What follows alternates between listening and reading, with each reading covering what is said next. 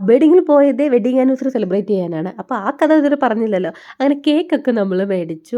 Cake box എന്ന് പറയുന്ന ഷോപ്പിൽ നിന്ന് തന്നെയാണ് വാങ്ങിയത് കേട്ടോ. ഗ്ലാസ്ഗോയിൽ ഇവരുടെ ഒരു ബ്രാഞ്ച് ഉണ്ട്. നമ്മൾ പലതവണ അവിടുന്ന് വാങ്ങിയിട്ടുണ്ട്. നല്ല ടേസ്റ്റാണ്. ഒരുപാട് അങ്ങനെ മധുരവും കാര്യങ്ങളും ഒന്നുമില്ല കേട്ടോ. അങ്ങനെ കേക്കൊക്കെ കഴിച്ചിട്ട് അപ്പോൾ ഡിന്നർ ഇന്ന് പുറത്തു നിന്നാന്ന് വെച്ച്. അപ്പോൾ നമ്മുടെ തൊട്ടടുത്ത് തന്നെ ഒരു ഇന്ത്യൻ റെസ്റ്റോറൻറ്റ് ഉണ്ട്. മധുരൈ ചെട്ടിനാട് എന്ന് പറഞ്ഞാൽ. നമ്മൾ തലേ ദിവസം നമ്മൾ അവിടുന്ന് ഫുഡ് വാങ്ങിച്ചിട്ടുണ്ടായിരുന്നു. അപ്പോൾ നന്നായിട്ട് ഇഷ്ടപ്പെട്ടു. അപ്പോൾ ഇന്ന് വിചാരിച്ച് അവിടെ പോയിരുന്ന് സമാധാനത്തെ ഒന്ന് ആസ്വദിച്ച് കഴിക്കാൻ. കുറേ നാളായി ഇന്ത്യൻ റെസ്റ്റോറൻറ്റിൽ നിന്ന് ഫുഡ് കഴിച്ചിട്ട്. പ്രത്യേകിച്ച് നമ്മുടെ ദോശ അതൊക്കെ അങ്ങോട്ട് എന്താ പറയുക, ദോശയൊക്കെ വീട്ടിൽ എപ്പോഴും കഴിക്കുന്നതാണ്. എന്നാലും ഹോട്ടലിലെ ദോശയ്ക്ക് ഒരു പ്രത്യേക മണവും രുചിയൊക്കെ ആണല്ലോ.